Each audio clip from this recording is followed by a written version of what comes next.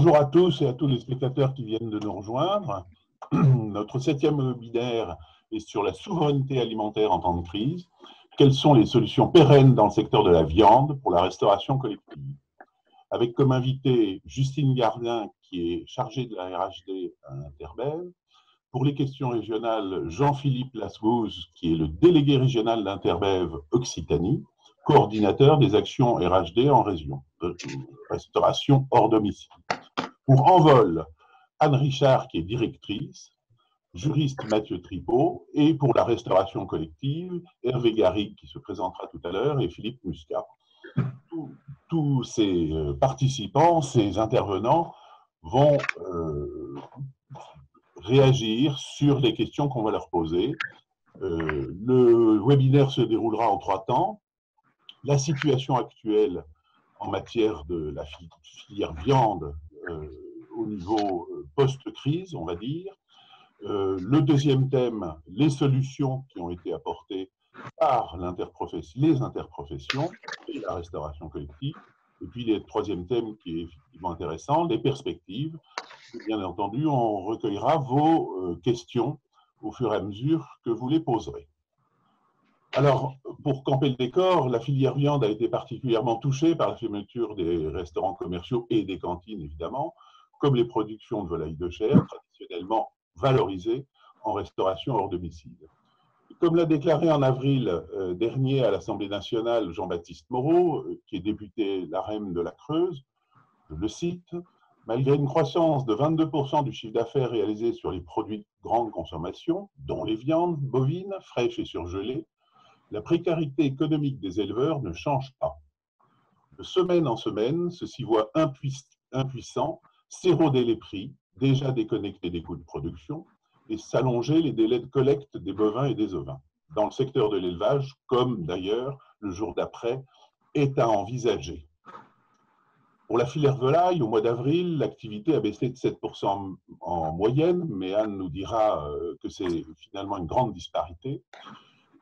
Une grande réactivité des acteurs de la filière a permis de réorienter les poulets destinés à la restauration vers le marché de détail, en GMS, en boucherie, chez les volaillers. Cette adaptabilité a permis de limiter les effets de la fermeture de la restauration.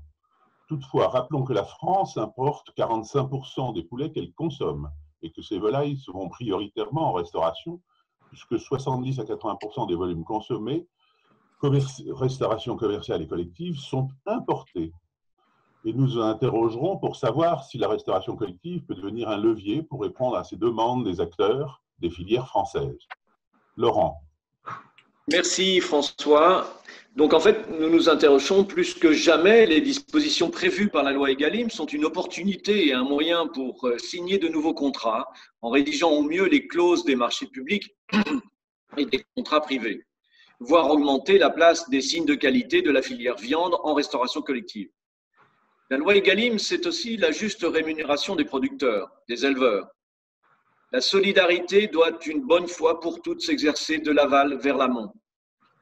La restauration collective n'a pas été épargnée par la crise et doit plus que jamais jouer son rôle social en accueillant parfois gratuitement des familles qui n'auraient pas les moyens de se nourrir.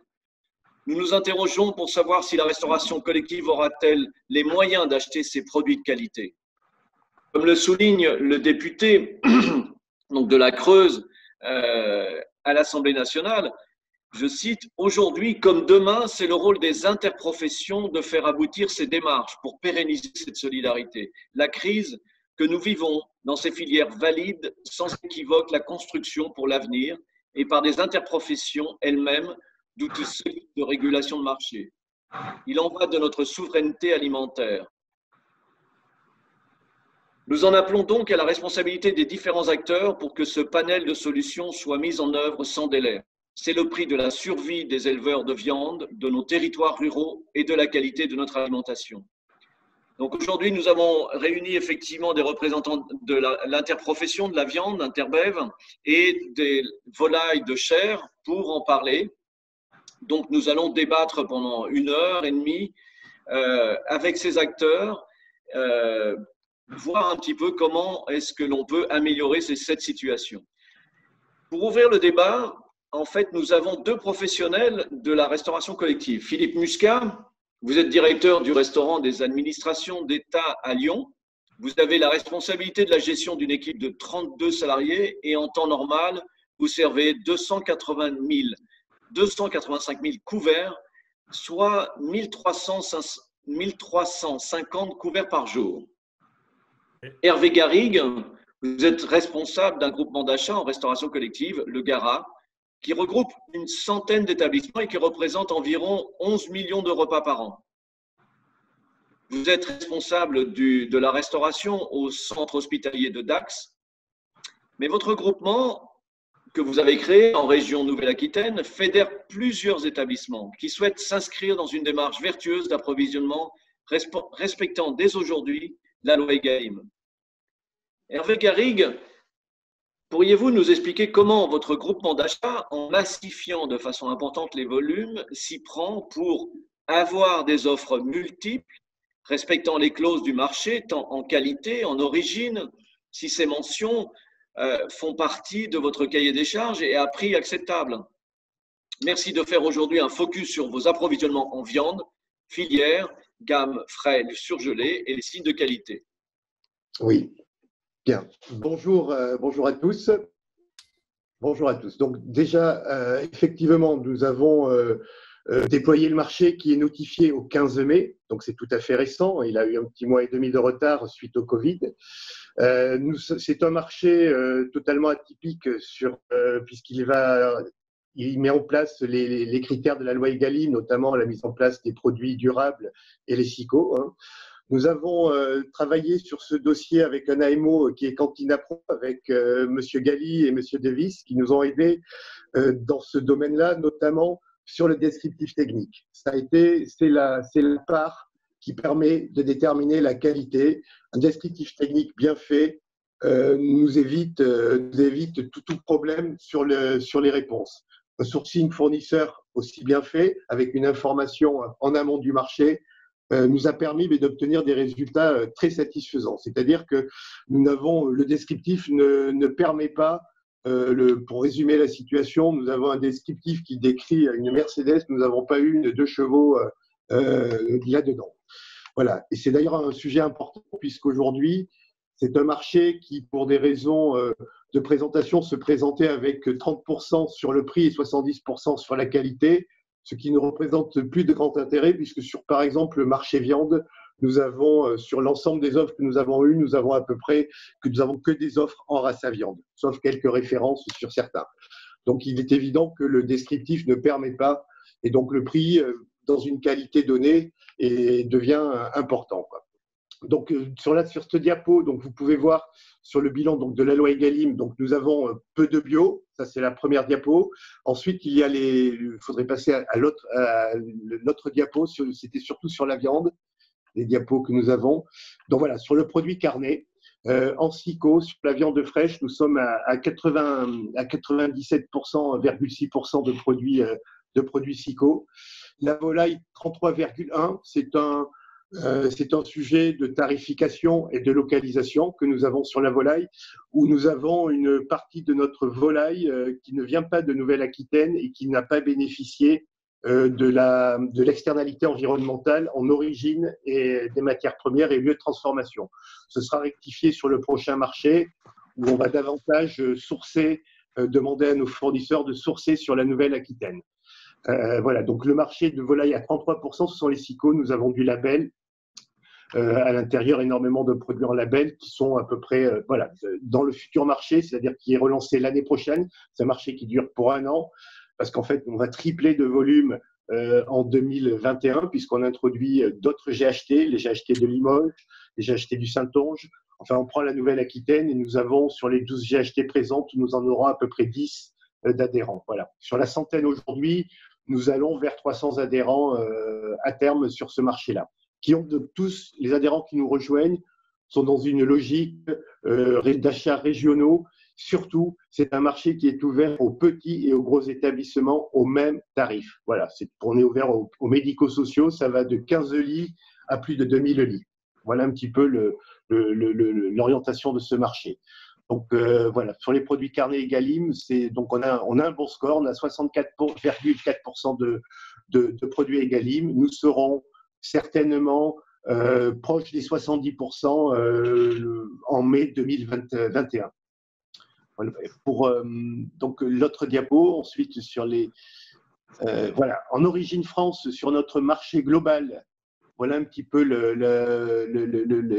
focus, 73,4%, avec, vous pouvez voir sur le lot viande fraîche, hein, où nous sommes, je vous rappelle, tout en race à viande, on est en blonde d'Aquitaine, parce que le volume permet aujourd'hui c'est l'Aquitaine.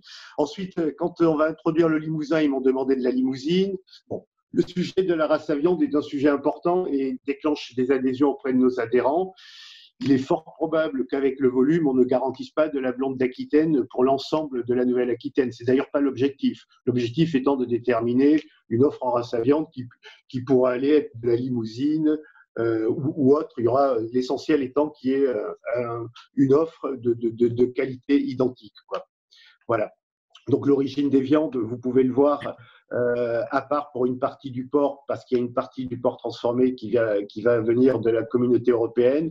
Nous sommes vraiment à 100% d'origine française, quoi, voilà. Et cette partie du porc qui n'est pas d'origine française doit être traitée pour nous, voilà, au niveau du sourcing et de la fabrication. Voilà, au niveau du focus. Donc, le volume de ce marché pour la viande dépasse est à plus d'1 million d'euros, quoi, voilà, sur la viande fraîche, quoi. Merci Hervé. On va passer la parole à Philippe Muscat. Philippe, vous êtes directeur du restaurant interadministration de l'État à Lyon. Et comment vous structurez-vous vos achats et comment les valorisez-vous? Et achetez-vous évidemment des produits, alors je mets des guillemets, locaux. Voilà. Bonjour, donc le restaurant interadministratif de Lyon, donc, vous l'avez dit, est géré en mode associatif. Nous sommes en autogestion et conformément à la circulaire qui régit les RIA, nous ne sommes pas assujettis aux appels d'offres. C'est vrai que souvent la question est posée. Par contre, le RIL, puisque de par son volume, nous avons souhaité, il y a quelques années, nous rapprocher des formes les plus vertueuses possibles, donc des MAPA. Depuis le 15 mars, nous avons dû revoir nos fondamentaux, puisque c'est vrai que n'étant pas en appel d'offres public, on achète de gré à gré, surtout sur la viande. Ça peut aussi devenir des fois compliqué. Donc actuellement, pour nous, en tous les cas sur le restaurant, de par nos volumes, de par les diverses problématiques, il est impératif d'être réactif et adaptable dans nos menus, dans nos choix, dans nos quantités. En temps normal, donc avant situation, plus de 90% de nos achats de viande sont en frais français, voire local. Le RIL est fortement engagé dans diverses démarches, comme Mon Resto Responsable, et bien sûr, nous entendons le rester. Nous travaillons avec différents signes de qualité, même s'il y a quelques années, nous avons fait le choix de ne pas aller que vers les labels, parce que dans nos circuits, il y avait des circuits de proximité, de qualité, et en l'occurrence, sur la région Auvergne-Rhône-Alpes, j'imagine que dans d'autres régions, c'est la même chose.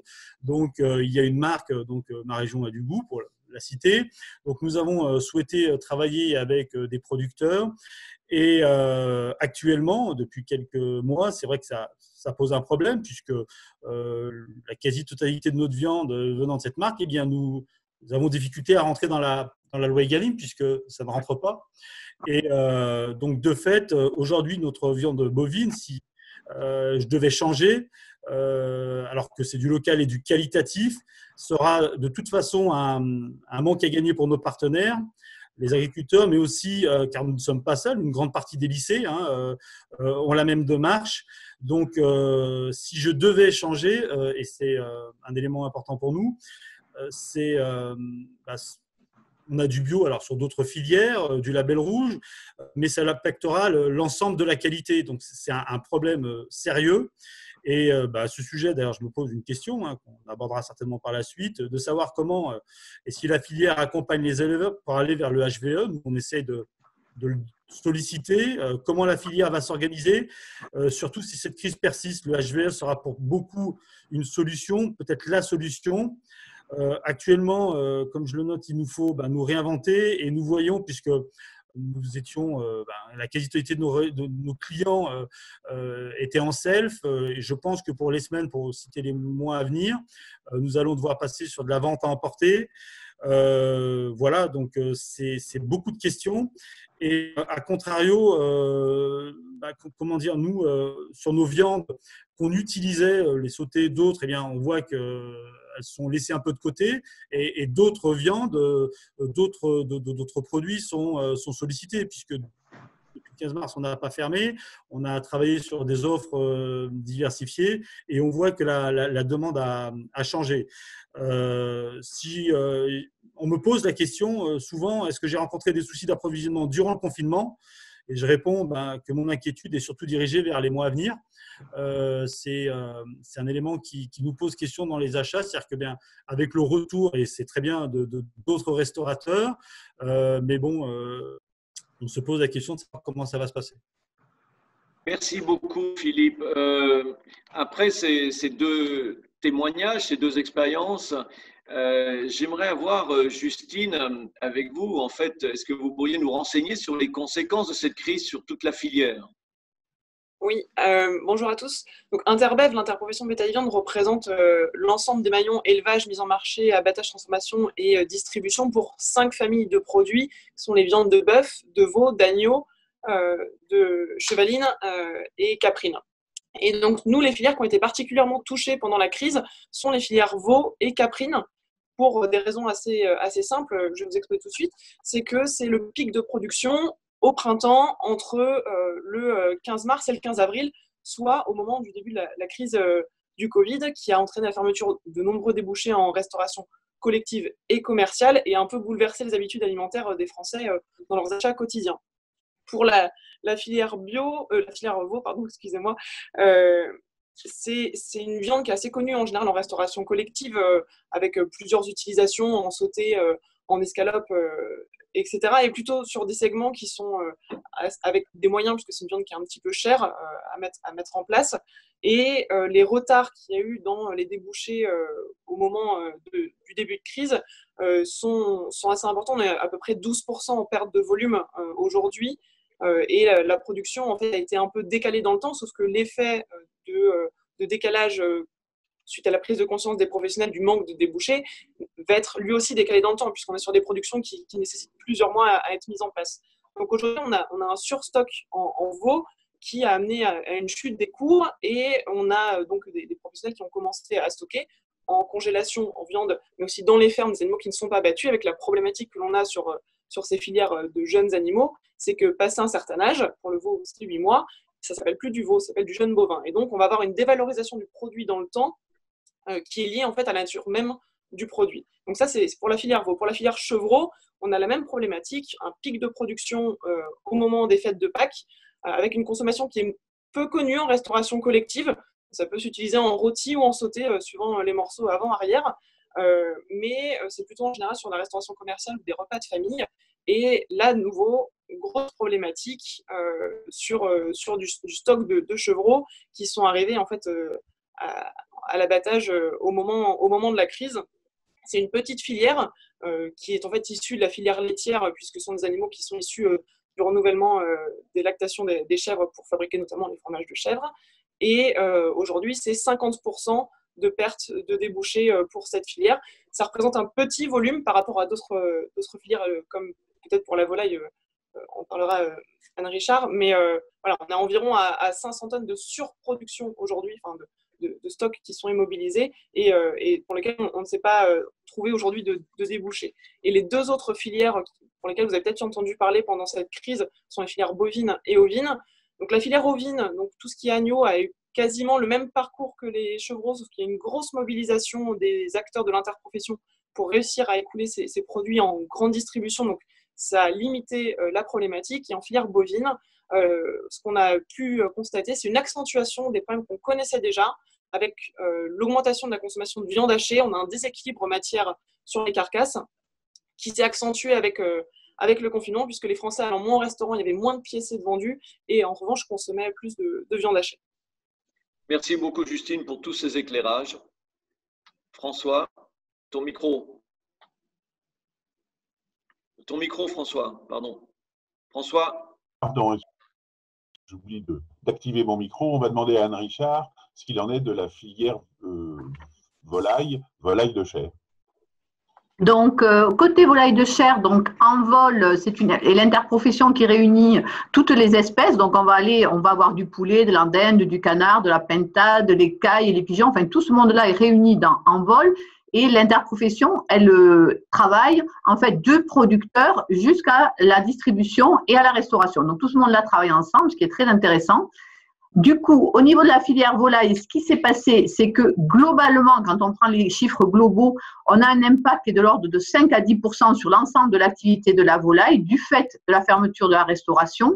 Comme ça a été dit, finalement, nos professionnels, ils ont su réorienter certaines volailles qui étaient destinées à la restauration vers la GMS, donc on a minimisé les pertes. Mais finalement, ça a pu se faire sur les deux espèces que sont le poulet et la dinde, mais pas du tout sur des petites espèces qui étaient plus spécialisées et plus tournées vers la restauration. Alors, nous, on a un gros souci sur de nombreuses filières, et elles ne sont pas toutes si petites que ça, puisque on a les filières canard à rôtir, pintade, caille, pigeon et poulet de Bresse qui sont en très grande difficulté. Et quand on dit en très grande difficulté, c'est des baisses de débouchés qui sont très importantes. On est à moins 50% sur tout ce qui est canard et pintade, et on va monter à plus de 80% quand on est sur le pigeon ou le poulet de Bresse. Donc, c'est carrément un arrêt de l'activité. J'ai envie de dire, finalement, ces filières se trouvent dans la même situation que la restauration qui s'est trouvée tout à coup en arrêt complet pendant ces mois.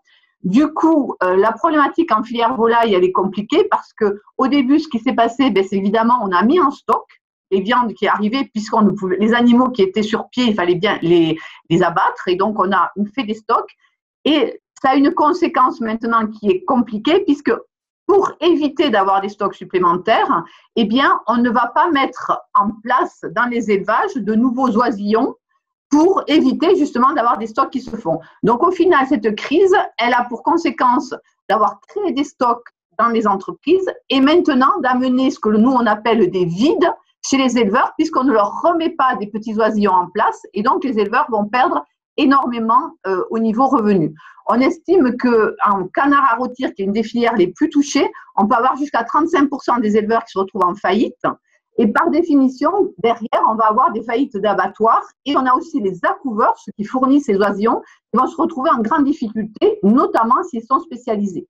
Donc, l'ensemble de ces éléments nous amène à dire qu'on est dans une crise majeure pour ces filières, et on en appelle un peu à la solidarité nationale pour savoir comment on pourrait ensemble favoriser finalement le redémarrage de ces filières et l'écoulement en fait des stocks qui se sont constitués. Alors globalement, on est sur 40 000 tonnes de stocks, c'est loin d'être négligeable en filière volaille. Ces 40 000 tonnes de stocks ne sont pas que des filières dont je viens de parler, il y a aussi du poulet, de la dinde qui ont été stockés. Donc la question qui va se poser, c'est comment ensemble on va pouvoir mettre en place des actions pour que ces stocks soient valorisés intelligemment, notamment dans la restauration, et ensuite comment on redémarre la production et on fait travailler ces filières au mieux pour qu'elles reprennent une activité normale.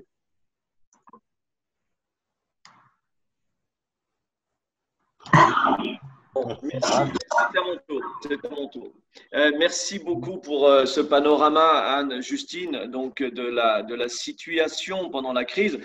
Maintenant, nous allons essayer d'évoquer les solutions pour le redémarrage.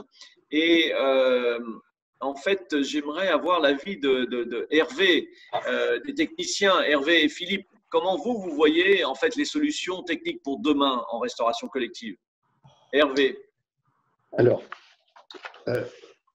les solutions techniques que l'on peut avoir pour la restauration, évidemment, il va y avoir la constitution, qui va permettre de pouvoir moins de contraintes pour les marchés publics pour favoriser déjà d'acheter des produits d'origine française, parce que ça nécessite quand même des arrangements sur les cahiers des charges, donc là-dessus, voilà, et permettre développer ensuite tout ce qui va être formation et utilisation des produits en frais. Hein. Il y a ce sujet qui est très important puisque notre marché a positionné, a retiré du surgelé la quasi-totalité des viandes, hein, où on avait une offre mixte entre frais et surgelé. Et donc, voilà, donc là-dessus, et surtout accompagné, parce qu'en fait, il y a une notion dont on n'a pas parlé tout à l'heure, donc je vais peut-être y revenir, c'était le prix, hein, parce que le prix d'un marché, le prix le coût matière, en fait, n'est pas le coût global le seul coût de la restauration. Il est associé aussi à toute la gestion des marchés qu'il faut alléger. Donc, l'accès à un groupement permet d'obtenir des prix en massifiant, mais aussi de concentrer le travail administratif sur un agent. Hein. Par exemple, sur l'ensemble des adhérents du GARA, il y avait réparti sur les adhérents un volant de 38 ETP administratifs qui sont transformés en un seul ETP. Donc, ce sont des gains d'achat qui se répercutent aussi sur l'offre alimentaire. Et puis surtout, travailler à la formation et l'introduction de tout un tas de techniques de cuisson, de revoir les offres alimentaires, de saisonnalité, de disponibilité. Quoi. Je pense que là derrière, il y a un gros sujet de formation, d'équipement des établissements pour répondre à tout ça. Quoi. Merci Hervé. On va passer la parole à Philippe. Je ne sais pas, toi, comment tu vois par rapport à quelle solution en fait tu vois par rapport à cette nouvelle situation? Alors, c'est une question qui nous prend beaucoup de temps. Sans contexte, hein, ce que je note, c'est les formations, ça vient d'être évoqué. Il nous faut redécouvrir certains produits, hein, de volaille, boucherie, autres, mais aussi les morceaux peu utilisés, leur technique de cuisson, voire d'assaisonnement. Sur le riz, on a d'excellents cuisiniers, mais qu'est-ce que je constate, c'est que, et je pense que c'est un peu partout ailleurs aussi, en tout cas le problème doit être sensiblement le même, ce ne sont pas des bouchers, ce ne sont pas des volaillers, donc c'est souvent, pour ne pas dire toujours les mêmes morceaux, les mêmes cuissons. C'est pour cela qu'il est aussi primordial, à mon sens, de s'appuyer sur les compétences au travers du réseau. Ce rendez-vous aujourd'hui qui permet aussi de se poser des questions, puis aussi d'entendre et de comprendre la problématique et d'essayer de trouver des solutions, en tout cas pour moi. Il nous faut aussi la compétence et l'accompagnement de toutes les structures et filières afin de diversifier, et je le redis, de réinventer nos offres, ce que j'expliquais tout à l'heure.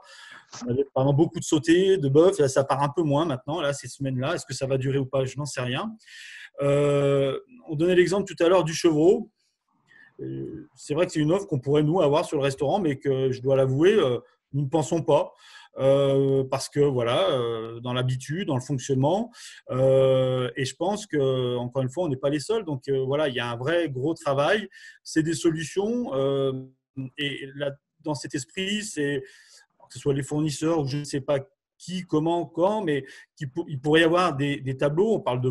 On a des chiffres, on a des volumes par filière, par produit, les stockages, des questions, on dirait surgelé, pas surgelé, avec des tarifs. Et nous, ce qui nous permet aussi d'anticiper. Je crois que l'actualité a permis que sur certaines lignes, on n'a pas suffisamment anticipé, pas que dans la restauration. Et ben, il faut apprendre à anticiper et à s'organiser, peut-être à gérer mieux nos stocks et voilà, en sachant, et je le précise, que bien évidemment toutes les filières de viande ont été touchées, mais ça a été cité, la restauration est aussi impactée. Je le disais tout à l'heure, Laurent, 1350, aujourd'hui je peine à faire 400 couverts.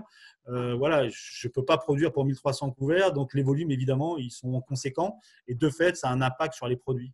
Donc tout cela, il faut relancer et il faut, je crois aussi, je le dis souvent, oser, proposer, innover, que ce soit sur du self ou de la vente à emporter. Merci Philippe. Merci.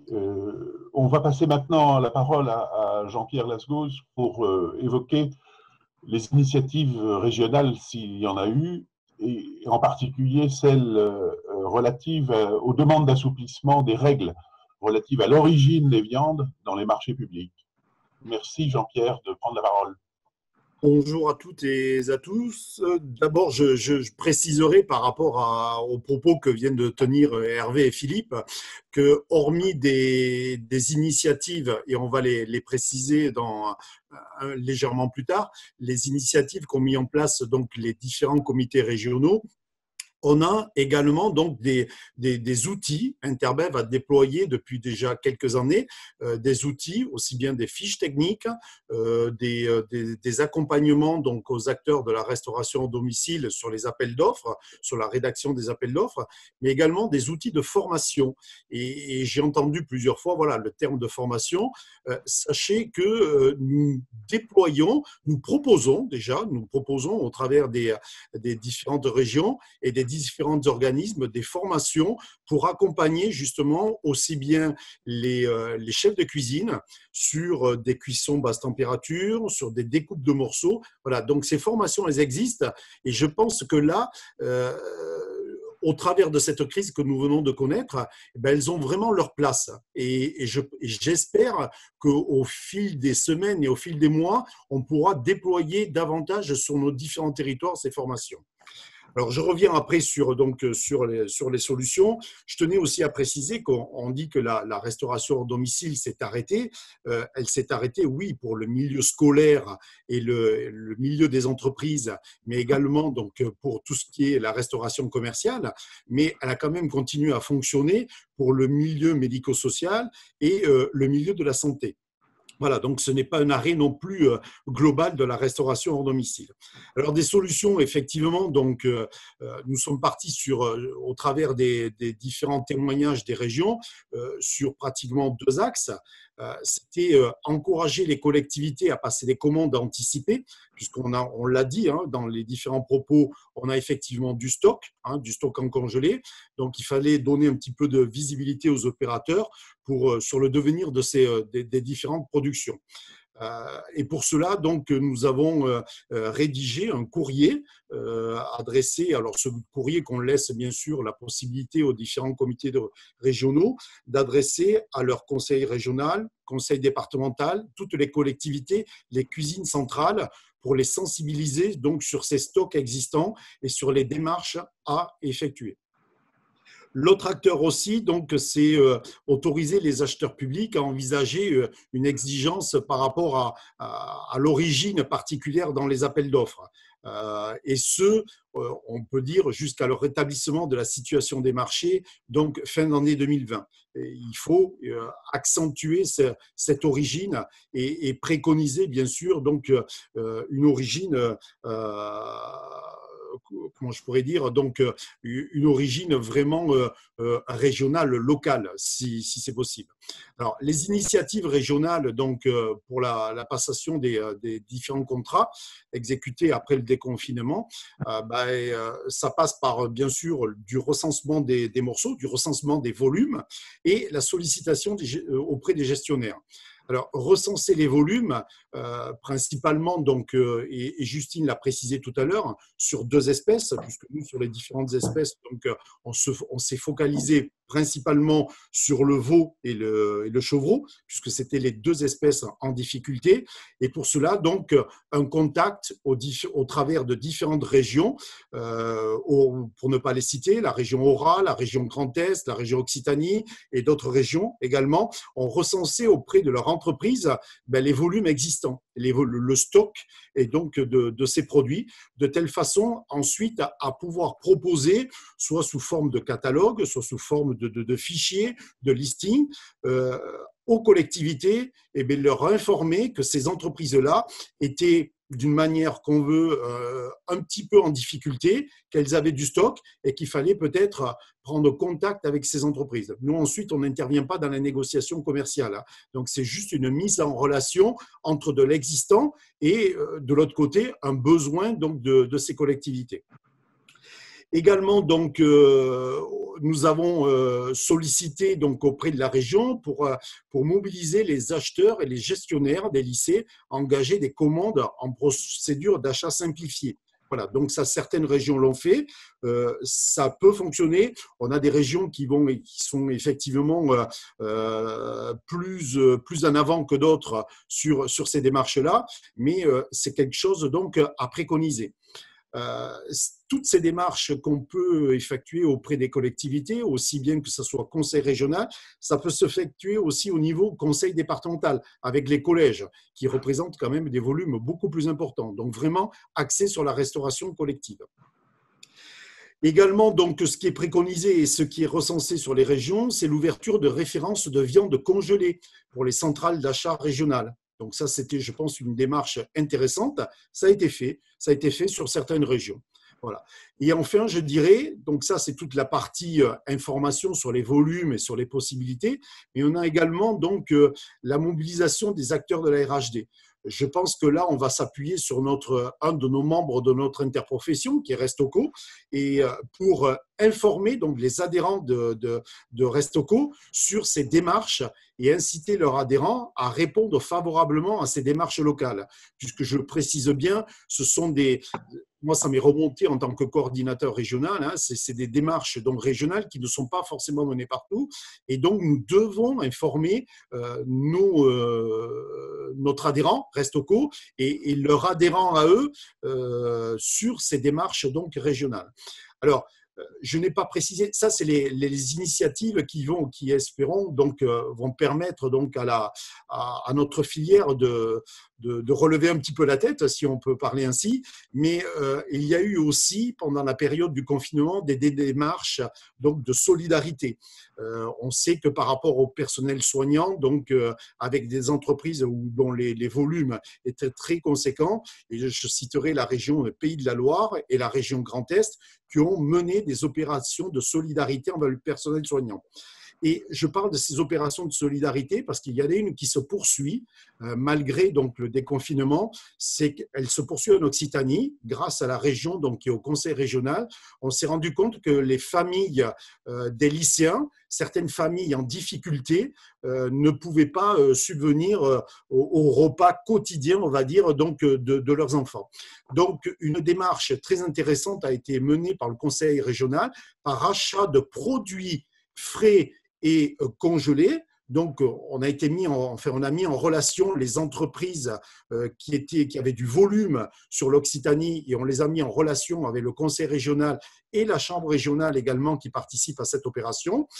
Achat donc de produits, et quand je dis principalement pour ce qui nous concerne de viande, pour une redistribution auprès d'associations caritatives, par l'intermédiaire d'associations caritatives auprès de ces familles qui sont en difficulté. Voilà. Alors ça, je trouve que c'est une opération très intéressante parce qu'elle s'est déroulée pendant le confinement et elle se poursuit donc après le confinement.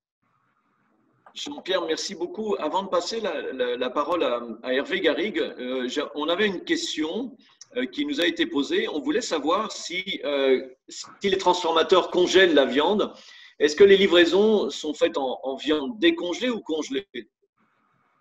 Alors, les livraisons sont faites en viande congelée. D'accord. Voilà. Alors ça, après, normalement, c'est du ressort, on va dire, de l'entreprise qui a congelé donc ses produits, mais normalement, la livraison doit se faire en congelé, obligatoirement. Parfait. Hervé, tu voulais revenir en fait sur la question de l'allotissement des viandes. Oui, tout à fait. Sur l'allotissement, tout à l'heure, j'ai un peu galvaudé mon propos. Donc, c'est vrai que la cuisson basse température, pour nous, c'est un levier d'économie important. Nous avons des nécessités. Nous, en plus, dans le service de la santé, dans les marchés de la santé, nous avons des objectifs d'économie. Et c'est vrai que la cuisson basse température, cuisson de nuit, est pour nous un levier d'économie important et de qualité aussi organoleptique et gustative quand les produits sont de qualité. Donc, en fait, moi, je trouvais intéressant de poursuivre le travail fait avec Interbeuf sur la découpe et d'avoir des recommandations, voire des spécifications pour chaque morceau et leur mode de cuisson. Parce que nous avons, au travers de nos adhérents, des EHPAD, des centres hospitaliers, divers types de production. Et certains font des cuissons de jour en 4 heures, d'autres font des cuissons de nuit. Et ça serait intéressant de disposer d'une découpe pour les cuissons normales, permettant des morceaux d'atteindre une bonne tendreté avec une cuisson courte. Et aussi, pour des cuissons de nuit, nous pouvons utiliser des matières moins tendres, mais qui adossées à un couple temps-température, qui par exemple chez nous sont en moyenne d'une vingtaine d'heures de cuisson, permet d'obtenir un bon résultat organoleptique. On achète parfois pour des cuissons de nuit de la surqualité, quoi. Il a peut-être des découpes d'avant des parties de bœuf ou de veau ou d'agneau ou de mouton qui pourraient être introduites dans des process de cuisson de nuit qui obtiendraient certainement le même résultat et qui s'achèteraient à un coût plus intéressant, quoi. Voilà. Je pense qu'il y a deux types. Je pense que ça devient important aussi de distinguer les modes opératoires de chaque établissement et d'avoir des produits adaptés aux cuissons de nuit ou aux cuissons de jour, cuissons courtes. Voilà un petit peu l'idée. Je sais qu'Interbev a travaillé déjà sur ce dossier-là qui me semble un levier d'économie pour introduire plus d'origine locale, française, race, là-dessus. En fait, Hervé, tu précises que finalement, s'il y avait un référencement ajouté à chaque viande, ce serait intéressant, c'est-à-dire de mettre viande ou morceaux, bon pour la cuisson de nuit, bon pour les cuissons lentes, bon pour… Tout à fait. Tout à fait. Il y a des morceaux qui auront le même rendu organoleptique, adossé à un couple temps-température de 20 heures que certains produits qui sont peut-être… on est peut-être en surqualité sur certaines cuissons en cuisson de nuit, quoi, par rapport au contenu. Et ça serait effectivement un levier intéressant d'économie, quoi. Voilà. Donc il y a la technique, la formation aux cuissons de nuit basse température, et aussi l'allotissement et la découpe et l'utilisation des bœufs entiers, quoi, ou des quartiers entiers, quoi. Jean-Pierre, par rapport à ça, est-ce que c'est des spécifications que vous précisez sur les morceaux de viande, les modes de cuisson? On a des fiches techniques, effectivement, par rapport aux morceaux et plus précisément par rapport donc aux muscles. Et ces fiches techniques se retrouvent sur le site d'Interbev, sur le site internet d'Interbev, donc accessible à tout le monde. Par contre, moi, je viens d'entendre, effectivement, il serait peut-être intéressant d'adapter ces fiches à ce qui est cuisson de nuit, enfin cuisson basse température, et donc peut-être, oui, les faire évoluer dans ce sens-là. Mais souvent, ces fiches, je dirais, sont méconnues. On se rend compte qu'on a des outils, elles existent déjà depuis pas mal d'années. Et moi, chaque fois que je les préconise, on nous dit « Ah ben oui, elles sont intéressantes. » Oui, mais voilà. Donc, alors souvent, c'est tout simplement aussi, il faut se mettre à la place des cuisiniers et des chefs de cuisine. C'est un manque de temps. On n'a pas forcément le temps d'aller sur Internet, de regarder. Mais quand les gens se les approprient, ou au travers des formations qu'on dispense, quand les gens se les approprient, ils reconnaissent après un certain intérêt sur ces fiches techniques. À faire évoluer, j'ai bien entendu. Donc voilà, merci. Et donc aussi, il est intéressant que les personnes puissent, enfin les chefs puissent consulter quand même le site d'Interbev où il y a quand même beaucoup d'outils et d'informations. Je vais passer maintenant la parole à Mathieu Tripot. Vous êtes juriste à l'agence Déclic. Et depuis plus de 2 mois, les contrats, qu'ils soient privés ou des marchés publics, ne sont plus honorés. Est-il possible de les adapter? Comment les faire évoluer pour prendre en compte la remontée en puissance du service de restauration qui devrait doucement reprendre son cours normal, nous l'espérons? Donc, est-ce qu'il est nécessaire de faire des avenants au marché initial, voire de nouvelles clauses? Peut-on y inclure des nouveaux types de services comme le portage à domicile qui a été évoqué, on l'a vu par Philippe. Donc là, on aimerait avoir votre sentiment, vous, en tant que juriste. Oui, tout à fait. Bonjour à toutes et à tous. On a toujours tendance à voir le contrat, qu'il soit privé comme public, comme quelque chose de très fermé, qui est impossible à faire évoluer. Alors, il est tout à fait possible de faire évoluer ces contrats en cours d'exécution, si la situation le permet. Et la première possibilité, c'est tout à fait l'avenant, c'est-à-dire un accord entre les 2 parties au contrat, à savoir l'acheteur, la société de restauration, la restauration collective, quelle que soit sa forme, et puis le fournisseur en face. Donc, il faut bien un accord entre les 2 parties qui, derrière, sera matérialisé par un écrit signé des 2 parties. Donc, on a bien un accord entre les 2 parties. Alors là, je vais prendre uniquement le côté marché public. C'est possible. La seule limite à cette possibilité-là, c'est qu'il ne faut pas que ce nouveau contrat, ce contrat modificatif, cet accord modificatif, bouleverse l'économie du marché, c'est-à-dire l'équilibre initial qu'on pouvait avoir. Je vais illustrer ça par un exemple peut-être un peu concret. On a parlé tout à l'heure des viandes de chevreau. Imaginons, moi, en tant que collectivité, en tant que restauration collective, je me dis, OK, d'accord, j'ai mon marché global à l'outil avec différents fournisseurs et parmi ces fournisseurs-là, j'ai le fournisseur de viande qui peut me livrer de la viande de chevreau. Et face à la situation actuelle, je me dis, OK, je souhaite commander de la viande de chevreau. Avenant, pour le coup, au marché, puisque c'est un besoin qui évolue légèrement, deux cas de figure. Premier cas de figure, les quantités que je vais commander, ça va représenter 2-3% du volume global de mon marché. OK, pas de problème. L'avenant, ça passe puisque ça ne bouleverse pas l'équilibre initial. Deuxième cas de figure, les quantités que je vais commander représentent 15-20% du montant global du marché initial. Là, on va se dire, attention, on va commencer à bouleverser l'équilibre, l'économie. Et si on avait eu cette information, cette donnée dès le départ, peut-être que ça aurait pu changer la donne. Donc ça, c'est un exemple. Et l'avenant permet de modifier quasiment toutes les clauses du marché. Alors, certaines clauses, notamment ce qui est lié au prix, aux révisions de prix, on a une attention un petit peu plus particulière.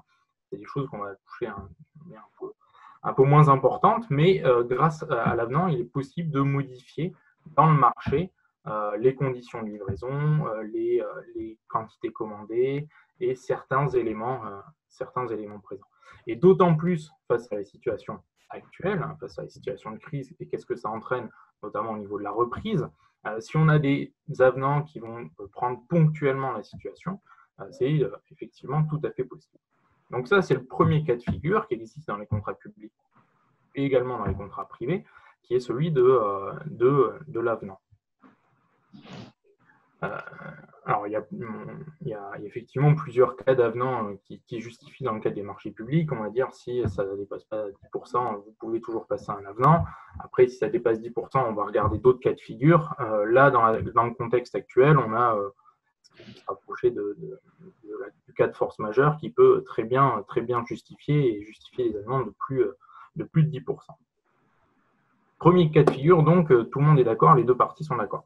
Il est également possible de faire évoluer les contrats, alors du coup dans des marges de manœuvre beaucoup plus faibles, si une des deux parties n'est pas d'accord. Je prends l'exemple, et là pour le coup côté fournisseur, imaginons la gestion des stocks va engendrer un coût pour moi fournisseur, puisque j'ai de la viande qui se stocke, et ça entraîne un coût, une perte, comme l'évoquait Anne Danvol tout à l'heure.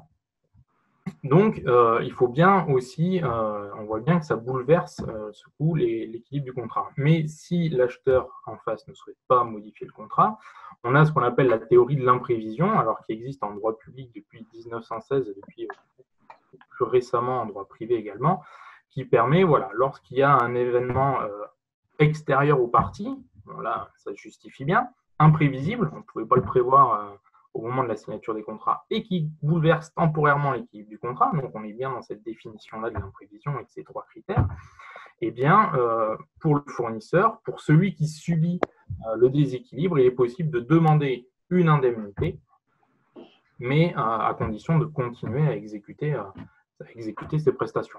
Donc là, la théorie de l'imprévision permet de modifier uniquement la partie financière et de prendre en compte cette contrainte et ces éléments-là dans le financier.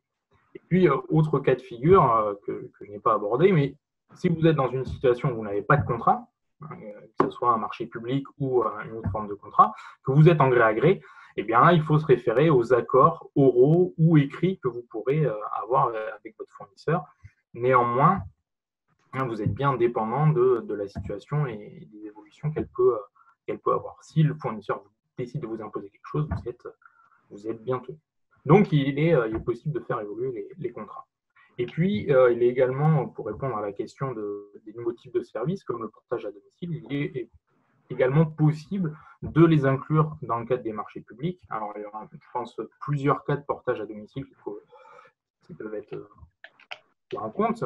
Par exemple, celui qui était présenté de la région Occitanie, où là, c'est par le biais d'autres intermédiaires d'acheter des produits et de les distribuer. On pourrait prendre le cas où c'est la collectivité, le restaurant qui achète plus de produits, qui les transforme et qui ensuite les redistribue. Alors dans ce cas-là, on pourrait l'intégrer dans le marché global en faisant éventuellement évoluer les montants. Ou dans tous les cas, que ce soit la redistribution par un tiers, la livraison de repas, mais qui nécessite un volume beaucoup plus important, ou alors la livraison de repas par un tiers, eh bien, dans ces cas-là, on va considérer que c'est un nouveau besoin et donc on va passer plutôt des nouveaux marchés. Des nouveaux marchés, et si vous êtes dans le cadre des marchés publics, des nouveaux marchés publics. Et donc, en fonction de son montant, on pourrait imaginer des marchés de gré à gré avec un prestataire qui s'occuperait du portage à domicile. Donc, c'est possible de l'intégrer, mais pas forcément directement dans les marchés publics que vous avez. Voilà pour les différentes possibilités de faire évoluer les marchés en cours d'exécution et les contrats en cours d'exécution qui, pour le coup, ne sont pas honorés. Merci Mathieu. Merci Mathieu de ces éléments. Je pense qu'il y aura des questions sur l'adaptation de la commande publique et de la commande privée à la situation actuelle. On va passer maintenant au troisième thème de notre webinaire sur les perspectives et les propositions pour l'ensemble des filières, viande et volaille, et l'application de la loi Egalim et des outils disponibles. Pour lancer le débat, je vous propose cette petite introduction. Quels sont les outils actuels pour privilégier des achats français, entre guillemets locaux, tout en respectant le code de la commande publique? Des spécifications techniques liées aux produits, des demandes de services et d'informations complémentaires sur les origines des viandes, par exemple. Et donc, je passe la parole à Anne Richard d'Envol pour qu'elle nous expose ces perspectives. Donc, nous, ça ne vous aura pas échappé, côté volaille, notre enjeu, en fait, c'est d'offrir de la volaille française aux Français dans toutes les occasions de consommation. Or, comme ça a été dit, on a 45% du poulet qui est importé, et quand on regarde la restauration collective, c'est beaucoup plus.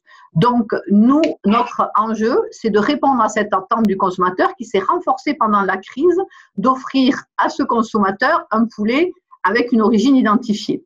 Alors, en grande surface, on n'a pas de problème parce qu'il y a le logo volaille française qui marche très bien et qui est très bien mis sur tous les packaging. Donc, finalement, la personne qui veut acheter français, elle voit le logo, elle achète français, tout va bien. Quand on est en restauration, c'est beaucoup plus compliqué puisque nous n'avons le consommateur, quand il va dans un restaurant ou en restauration collective, à ce jour, il n'a aucune indication sur l'origine des viandes en volaille. Donc, on s'est un petit peu battu à ce niveau-là. Il y a un décret qui devrait paraître cet été qui va rendre obligatoire l'identification de l'origine des volailles en restauration hors domicile, mais uniquement pour tout ce qui va être viande fraîche.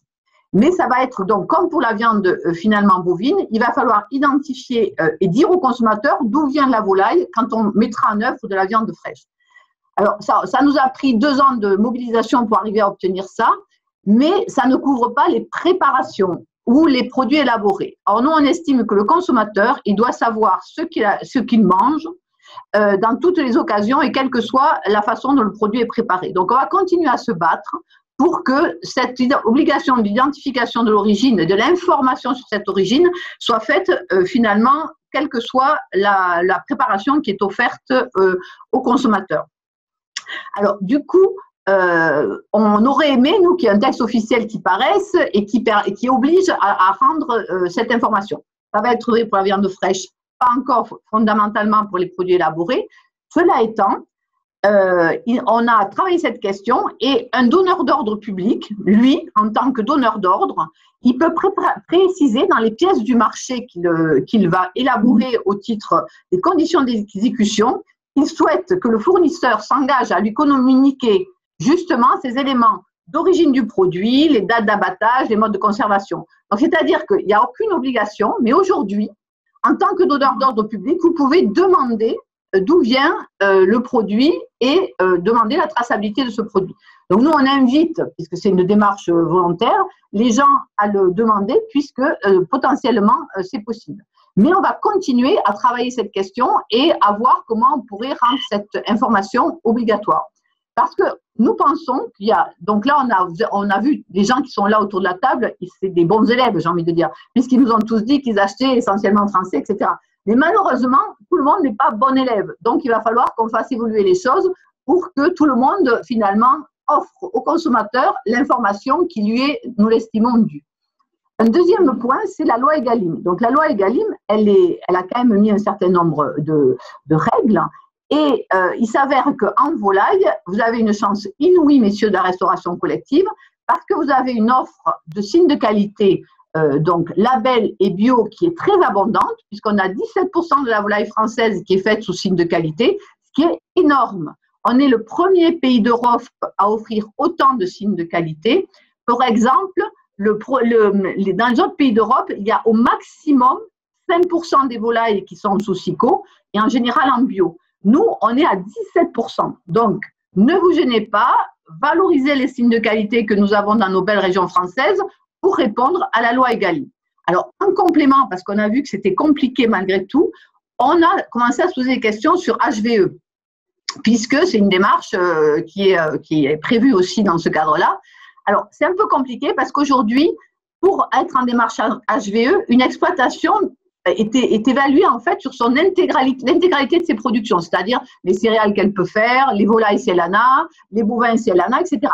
Et la démarche, finalement, l'exploitation est agréée ou pas HVE sur l'ensemble, et non atelier par atelier. C'est très compliqué parce que du coup, on peut avoir une exploitation qui est agréée HVE et à côté sa voisine qui ne l'est pas. Et on peut avoir, par exemple, des volailles qui vont se retrouver à l'abattoir. Alors, la première, elle sera potentiellement HVE. Le lot d'après, il ne l'est pas, etc., etc. Donc, c'est hyper compliqué. Du coup, on est en train de travailler pour voir comment on pourrait aussi avoir une démarche HVE dans nos filières. Voilà, donc, en résumé, moi, je vous invite à acheter français et je vous invite à le faire savoir à vos consommateurs parce que, figurez-vous, ça les intéresse. Mais merci Anne, vous avez déjà des soutiens puisque vous avez un bravo dans les commentaires, vous avez vu, évitons les volailles brésiliennes dans les produits élaborés. Exactement. L'avis de Justine peut-être maintenant. En complément, effectivement, je partage les propos d'Anne Richard sur la volaille en viande de ruminants, d'herbivores. On travaille énormément effectivement sur l'origine France depuis longtemps. Parce qu'on a aussi les logos viande bovine française que vous devez voir quand vous faites vos courses.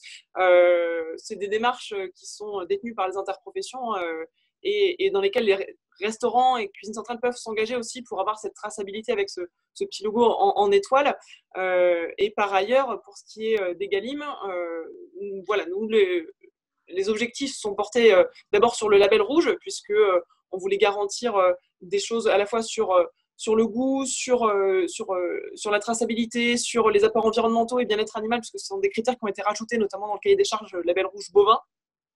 Maintenant, il y a aussi un travail de réflexion, comme chez Envol, sur le HVE pour l'intégrer, pour répondre à la question de Philippe Muscat sur des démarches régionales. Voilà. Donc, c'est des questions qui se posent aujourd'hui sur la manière dont on peut réintégrer, puisque ça nécessite une révision des cahiers des charges existants pour réintégrer dedans un critère HVE. Donc, c'est aussi une transformation progressive des différents élevages pour pouvoir réintégrer tous ces critères. Pour ce qui est de l'achat français, comme le disait Anne Richard, il y a une différence entre exiger une origine et exiger l'information de l'origine. Et aujourd'hui, même si vous ne pouvez pas exiger une origine dans votre appel d'offres, puisque c'est interdit par le Code des marchés publics, vous pouvez demander l'information de l'origine à votre fournisseur. Et si on a travaillé depuis longtemps chez Interbev sur quels sont les critères justement avec lesquels on peut jouer pour avoir la sûreté d'une origine française dans un appel d'offres. Donc, on a essayé de travailler sur les races, sur la conformation, sur les services, les prestations liées, la possibilité de venir faire une animation en restaurant collectif par un des fournisseurs ou partenaires fournisseurs, travailler sur les signes de qualité. Et en fait, il y a beaucoup de ces critères qui peuvent, s'ils sont mal calibrés, s'il y en a trop peu, ça peut aussi correspondre à une viande européenne ou voire hors Europe. Et s'il y en a trop, ça peut carrément bloquer votre fournisseur. L'exemple typique, et c'est très bien que vous travaillez avec des viandes fraîches, mais si vous travaillez avec des viandes fraîches et avec des morceaux presque trop précis dans les découpes, votre fournisseur, à un moment, il va se retrouver bloqué parce que plus vous mettez de critères et plus vous fonctionnez avec un entonnoir et finalement, il ne peut plus vous proposer de viande. À l'inverse, si vous mettez trop peu de critères, vous pouvez vous retrouver avec des changements de matières premières, d'origine ou de qualité de gamme, sans que vous puissiez avoir le contrôle finalement sur vos approvisionnements. Donc, on a essayé de résumer pour la partie origine de vos achats. S'il y avait 2 critères à retenir qui vont ensemble, c'est demander un produit viande qui soit issu d'un animal né, élevé, abattu dans un même pays et transformé, donc découpé, haché, ça dépend sous quelle forme vous souhaitez le réceptionner, dans ce même pays. Ça ne demande pas une origine, ça demande juste une limitation du transport entre plusieurs pays, que ce soit de l'animal ou de la viande. Donc on a à la fois un critère bien-être animal, parce qu'on évite de transporter les animaux d'un pays à l'autre, et également sur le transport de manière générale, puisqu'on limite les livraisons. Et ce critère serait combiné à un critère de race. Je crois que c'est Hervé Garrigue qui en parlait plus tôt. On a la chance en France d'avoir des races qui sont assez importantes en termes de qualité bouchère. Pour éviter que le critère race devienne un critère d'origine déguisée, il faut prendre des races qui soient assez représentatives et représentées hors de métropole. C'est le cas, par exemple, Hervé Garrigue parlait de la blonde de l'Aquitaine ou de la Limousine, c'est le cas, elle est présente dans le monde entier. C'est le cas aussi de la Charolaise, de la Normande, on retrouve même des salaires ailleurs. Donc, il faut surtout demander une race allaitante, mais la préciser une ou des races pour pouvoir avoir le choix. Et donc, quand vous combinez une demande d'origine unique d'un produit et des races spécifiques qui sont exprimées de manière explicite, vous avez vraiment toutes les chances d'avoir des viandes françaises dans vos approvisionnements.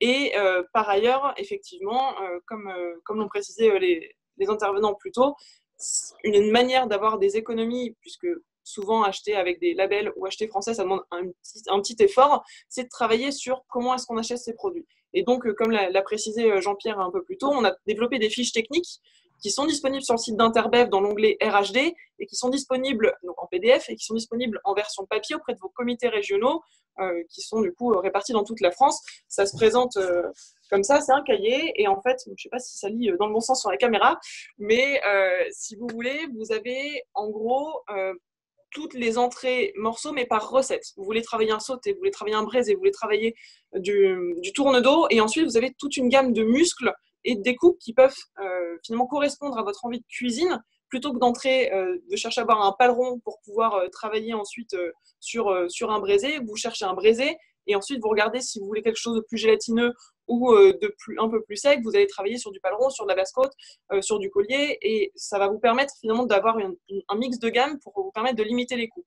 Et on a commencé à répondre à la demande de Philippe Muscat en travaillant sur le guide de cuisson basse température, parce qu'on a essayé de commencer à justement expliquer comment cuire ces différents morceaux pour des cuissons longues et quels sont les couples temps-température à adapter et le degré. Mais on doit encore, je pense, effectivement approfondir tout ce travail pour proposer peut-être même carrément les recettes qui vont avec, si c'est ce qui peut intéresser les chefs, effectivement.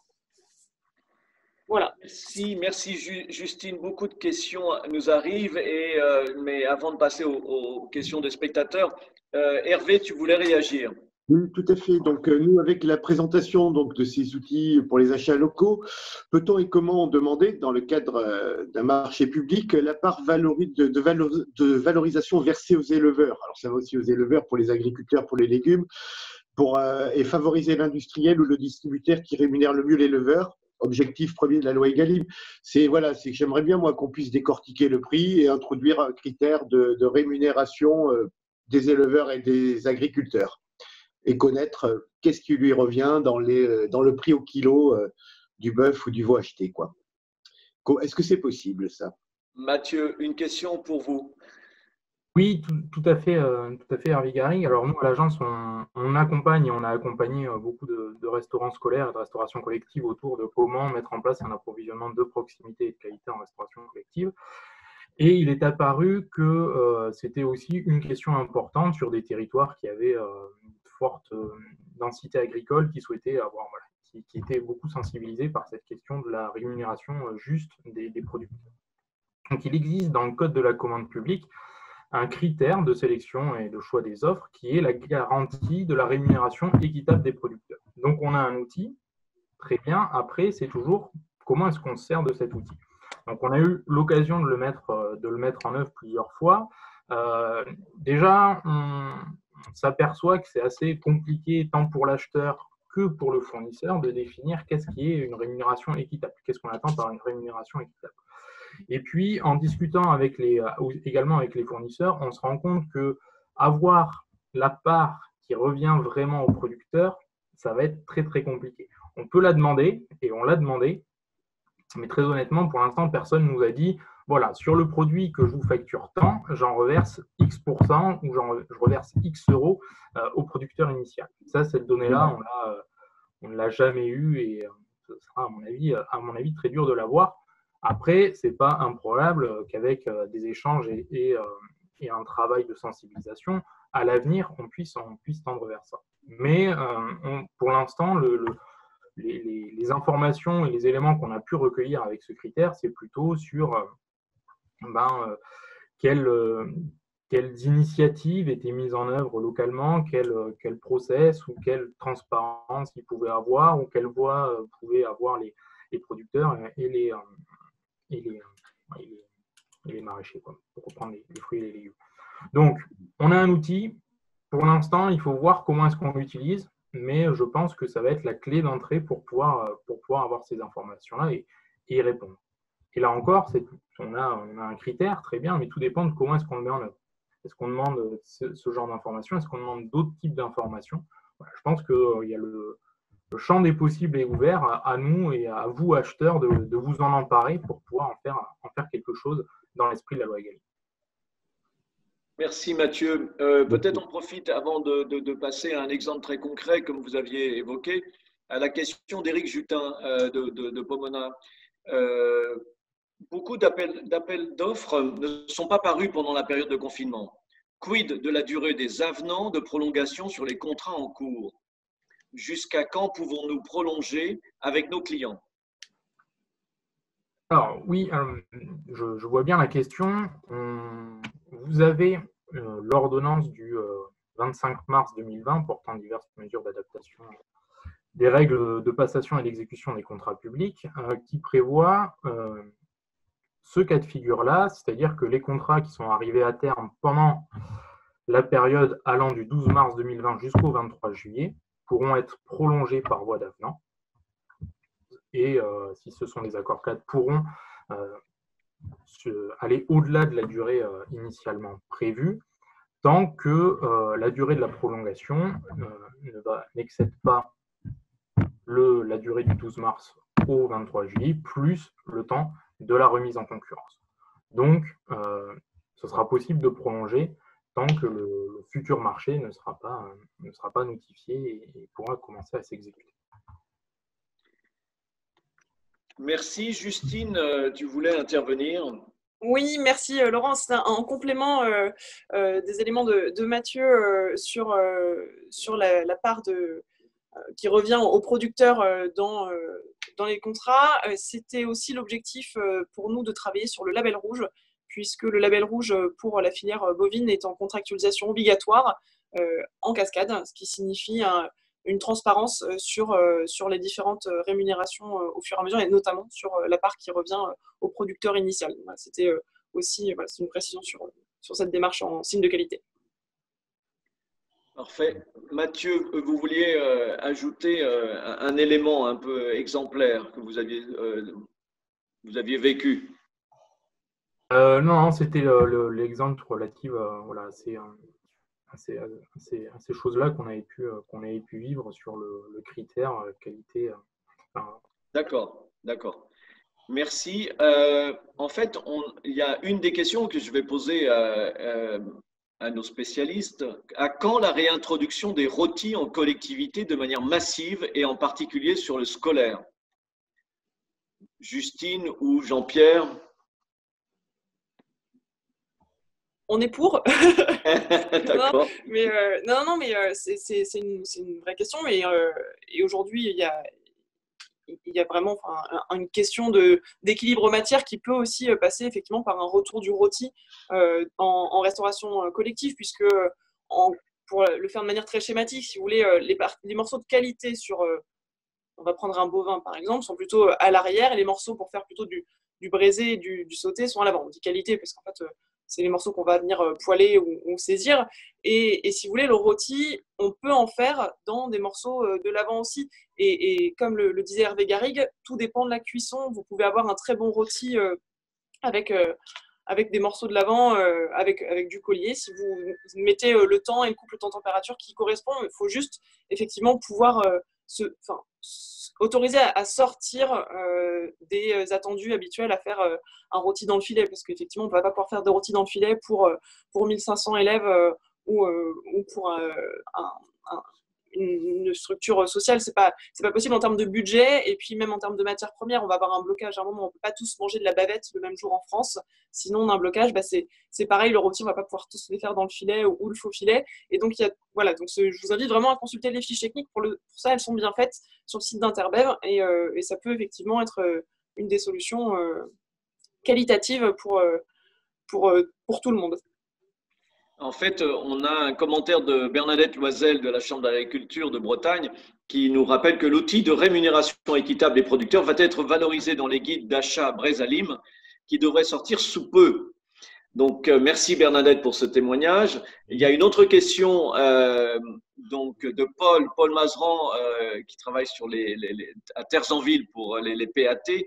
Et en fait, serait-il possible de donner brièvement un rappel du nombre d'abattoirs multi-espèces, bovines, ovines, principalement en France, en fonction de leur tonnage? Est-ce que c'est possible, Justine? J'ai pas le tonnage là en tête tout de suite. Il y a 163 abattoirs pour ce qui concerne les espèces d'Interbev aujourd'hui en France, qu'on soit sur des grosses structures ou petites. J'ai pas le tonnage exactement de savoir où se situe la proportion. Oui, puis Laurent, il y a une question d'Olivier qui dit n'y a-t-il pas confusion entre origine géographique des viandes et les races, en expliquant par exemple que la limousine est élevée et produite dans le monde entier. Donc comment spécifier une limousine française en fait? C'est ça ce que j'entends derrière. C'est plutôt Mathieu qui pourrait répondre. Eh bien, c'est ce qu'expliquait Justine tout à l'heure sur le travail autour de ces éléments-là. C'est-à-dire que dans le cahier des charges, ne pas imposer une origine, mais vraiment la race, et ensuite comment travailler autour grâce au sourcing pour l'intégrer et y répondre. Et effectivement, pour ne pas confondre origine et race, effectivement, on peut trouver des limousines dans le monde entier, mais si elle a grandi en Argentine, par exemple, et qu'elle arrive et qu'elle est découpée en France, à ce moment-là, si vous avez demandé un critère né, élevé, abattu, transformé dans un seul et même pays, dans ce cas-là, cette limousine argentine ne pourra pas rentrer dans vos critères. Mmh. Très bien. Autre question, quelle est la proportion d'achat entre la viande fraîche et la viande surgelée? En restauration collective, j'imagine. J'imagine, oui. C'est Catherine Bournisien qui nous pose la question. Alors, nous, pour les chiffres qu'on a, on est à peu près moitié-moitié sur c'est les chiffres que j'ai sur la viande bovine. Maintenant, je ne sais pas si nos bons élèves de la conférence ont pu détailler. Ils ont en général plutôt de la viande fraîche, de ce que j'ai cru comprendre. Ça peut faire partie des critères d'ailleurs pour avoir des viandes plutôt françaises, notamment sur la viande hachée. Maintenant, on le voit dans cette crise, et comme a pu l'expliquer Anne Richard également, on a une situation exceptionnelle qui nous oblige à congeler des viandes. Donc, pour nous, la problématique, c'est sur ce temps court, pas forcément en temps moyen ou en temps long, mais sur ce temps court, on a besoin aussi d'avoir des acteurs qui se permettent une souplesse sur des viandes surgelées qui ne sont pas forcément moins bonne qualité. Ce n'est pas du tout la question. Elles ont été surgelées pour des questions de stockage, pour éviter en fait, d'avoir un gaspillage alimentaire monstre lié à la crise que nous connaissons.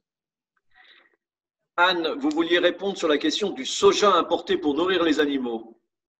Oui, j'ai vu qu'il y avait une question qui était sortie là-dessus. Alors, il faut que vous sachiez qu'en effet, on a besoin de protéines pour nourrir notamment les volailles, mais aussi les autres animaux. Mais au niveau d'Envol, on est dans une démarche très importante, dans un pacte Ambition Envol 2025, dans lequel on s'engage sur l'alimentation animale à respecter la charte d'Uralim qui a été mise en place par les fabricants d'aliments, et donc à avoir zéro déforestation sur les sojas achetés, enfin sur toutes les protéines achetées, donc à horizon 2025. Donc c'est un engagement très important pour justement diminuer tout ce qui peut poser problème. Il faut que vous sachiez aussi qu'il y a un plan protéines qui est en train de se mettre en place en France pour voir justement comment on fait évoluer justement toute la logique protéine au niveau français, et que les filières animales sont très impliquées dans ce plan de protéines justement pour favoriser au mieux un approvisionnement local. Donc tout ça, c'est des choses en devenir qui se demandent beaucoup de temps et de travail, mais c'est des préoccupations prises très au sérieux par la filière. Merci. On avait une question sur est-ce qu'on peut craindre une deuxième pénurie, en fait? Mais on n'a pas eu de première pénurie. Ben c'est ça, en fait. Voilà. Donc, du coup, on a des stocks. Moi, je trouve que tous les jours, je félicite les gens de la filière qui ont su maintenir contre vents et marées, parce que moi, j'ai vécu la crise au jour le jour. Je peux vous assurer, c'était pas facile. On a eu plein d'ennuis tous les jours, et on a quand même réussi à nourrir les Français en viande française pendant toute cette crise. Moi, je dis bravo toutes les entreprises agroalimentaires et tous les agriculteurs, parce que ça partait des agriculteurs. Et il n'y a aucune raison qu'on ait une pénurie, la production continue, et en plus on a des stocks. Alors il n'y a pas de raison qu'on ait une pénurie. Alors, une question très intéressante, serait-il possible d'avoir des précisions sur la théorie de l'imprévision, et notamment le fait que le prestataire doive continuer à exécuter la prestation? Cas de la restauration collective, la collectivité aura-t-elle pour obligation de verser l'indemnité qui serait demandée par le prestataire alors qu'il y a eu un arrêt de l'exécution de la prestation? Mathieu? S'agissant de la théorie de l'imprévision, son but premier et ce pourquoi elle a été, on va dire, créée par la jurisprudence, c'était vraiment d'assurer la continuité du contrat. Ne pas avoir des contrats qui s'arrêtent parce que la situation économique fait que c'est impossible pour un des prestataires à avoir à continuer. Donc ça, c'est pour l'origine. Et c'est pour ça que la théorie de l'imprévision, on demande un événement qui soit extérieur aux parties. La situation actuelle, on voit bien que c'est ni la faute de la collectivité, ni la faute du fournisseur, imprévisible au moment de sa conclusion. Donc le contrat, il a été conclu début d'année ou il y a 4 ans, on voit bien que c'était quand même assez imprévisible, et bouleverse temporairement l'équilibre du contrat. Et vu toutes les interventions qu'on a eues depuis là, on se rend bien compte que oui, il y a un bouleversement du contrat et qui pèse plutôt sur le fournisseur. Donc, toutes les conditions de la théorie sont bien remplies. Et qu'est-ce qu'elle permet? Elle permet à celui qui supporte ce bouleversement-là de demander une indemnité en contrepartie de continuer l'exécution du contrat. On voit bien qu'il faut continuer l'exécution du contrat. Si on prend le cas de la restauration collective qui s'est arrêtée pendant 2 mois, eh bien, le contrat s'est mis en pause pendant 2 mois. Et quand ce contrat-là va reprendre, si les conditions de la théorie sont remplies, et oui, c'est le cas, et si on a effectivement un bouleversement qui pèse sur le fournisseur, là, celui-ci pourra demander une indemnité. Mais je préconise, avant d'en venir à la théorie de l'imprévision, c'est plutôt d'essayer de négocier, discuter ensemble avec l'acheteur et avec le fournisseur pour essayer de se mettre d'accord plutôt par voie d'avenant. En général, théorie de l'imprévision, ça va plutôt devant le juge qui dit s'il est d'accord et pas d'accord. Et donc, procédure judiciaire qui peut prendre un petit peu de temps. D'où plutôt favoriser la voie de l'avenant. Mais peut-être pour répondre à la question, non, la collectivité ne paiera pas pendant les 2 mois d'arrêt puisque le contrat aura été mis en pause. Mais pour la suite du contrat, s'il y a effectivement encore cette charge-là qui pèse sur le fournisseur, oui, éventuellement, il pourrait être amené à payer une indemnité. Merci Mathieu. On a une autre question pour les interprofessions concernant les abattoirs. Le maillage dense des petits abattoirs de proximité permet-il une meilleure résilience? Je veux bien répondre un tout petit peu. Je pense qu'il ne faut pas faire c'est un faux débat tout ça. C'est important d'avoir des abattoirs. On a besoin de très gros abattoirs, très compétitifs si on veut avoir des viandes en France qui soient à un prix qui nous permettent d'être abordables, notamment pour la restauration collective par rapport à de l'import. Donc, il ne faut pas se mentir. On a besoin d'avoir des petits abattoirs très localisés parce qu'on a des viandes fermières qui doivent se faire abattre localement. Il n'y a pas à opposer les systèmes. On a besoin de tous les systèmes. Il faut que dans chaque système, on ait une sécurité sanitaire qui soit accordée et un suivi du bien-être animal qui soit bien fait. Voilà. Mais il ne faut pas du tout opposer les systèmes. Moi, c'est quelque chose qui m'énerve profondément. On a besoin de tout le monde et chacun dans sa spécificité va répondre à une demande particulière. Alors, je veux bien prendre la parole aussi pour compléter les propos de Anne. Donc, effectivement, on a besoin, dans le cadre de la filière bétail et viande, on a besoin de gros abattoirs, effectivement, pour faire du volume, mais aussi on a besoin de petits abattoirs. Il ne faut ne pas oublier, donc le maillage quand même territorial est très important dans le cadre du bien-être animal. Et on sait très bien que des animaux qui sont transportés à 300, 400, 500 km de leur lieu d'élevage, leur lieu de naissance ou leur lieu d'élevage pour être abattus donc aussi loin et consommés dans un autre secteur, ce n'est pas quand même quelque chose de très, très, très bien. Il faut bien prendre en compte le bien-être animal. Donc, ces petits abattoirs, oui, ils ont le mérite d'exister.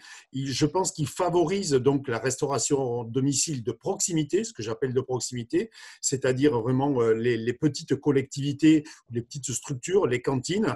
Et ça, effectivement, je rejoins Anne, ne pas opposer les uns aux autres. Voilà. On a besoin de tout le monde au niveau de la filière.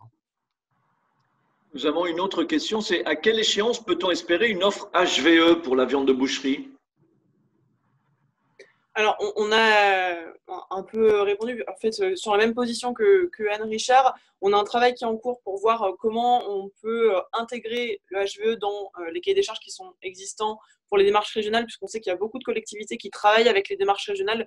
Donc, il y a la région du Goût en Auvergne-Rhône-Alpes, il y a Lorraine Qualité Viande également dans l'Est. Voilà, donc il y a beaucoup de démarches.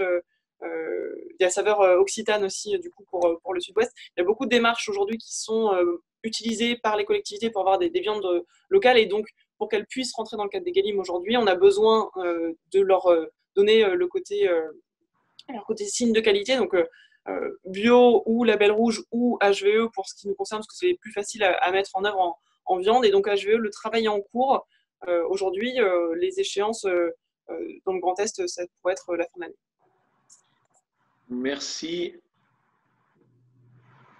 En fait, on a un message là, ce sont des infos qui nous intéressent à l'ARS pour le volet restauration hospitalière et établissements médico-sociaux.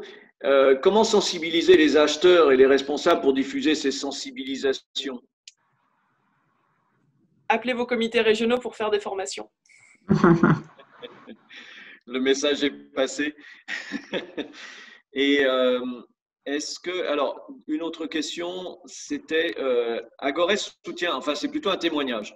Agores soutient totalement la démarche d'Envol et d'Interbev et l'a fait savoir à ses adhérents. Nous avons incité notre réseau, c'est-à-dire la restauration territoriale, à avoir un comportement d'achat responsable, en particulier en considérant dans leurs achats le congelé durant la période, excusez-moi, le texte s'en va durant la période et ça s'est arrêté. Donc voilà, je vais essayer. La période de confinement, comme s'ils achetaient du frais. C'est la question. Et un travail de partenariat entre fournisseurs et acheteurs est un des facteurs de progrès pour améliorer notre souveraineté alimentaire et une certaine protection, avec des guillemets, des éleveurs en l'espèce. Et il y avait dans cet exemple la commune de Lons-le-Saunier où j'ai vu ils ont acheté du poulet de Bresse quand même pour leur restaurant collectif. Donc il y a quand même des actions qui sont possibles. Vous vouliez réagir, Anne? Non, c'est très bien, c'est très bien. Non, mais bien sûr que localement, il y a des actions qui ont été faites et c'est bien. Mais là, il va falloir qu'on ait un travail encore de plus grande ampleur parce qu'il y a quand même des stocks. Voilà. Donc, il y aura peut-être la question des prix parce que pour du poulet de Bresse à la cantine, moi, je veux bien. Oui, justement, Anne, une des questions que moi j'avais, c'est quand il y aura des stockages, est-ce que les cours vont pouvoir être maintenus? Là, on va tous voir au jour le jour comment se passent les choses.